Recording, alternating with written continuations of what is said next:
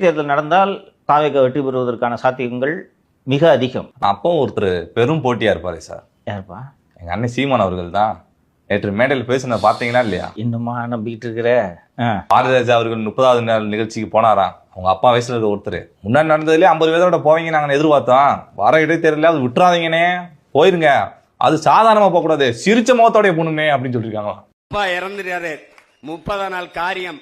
பாரதிராஜா அப்பாவுக்கு காரியம் பண்ணிக்கிட்டு இருக்கேன். பக்கத்துல ஒரு எங்க அப்பா வயது தோலை தட்டுறாரு, மகனே எவ்வாறு 50 பேரோடவாவது நீ உள்ள போயிருவாயின்னு ரொம்ப ஆசைப்பட்டுக்கிட்டு இருந்தேன், நடக்கல, விட்டுறாதரா, இந்த இடைத்தேர்தல நின்னாவது உள்ள போயிரு, நீ போயிரு எப்படியாவது அப்படின்றாப்ல.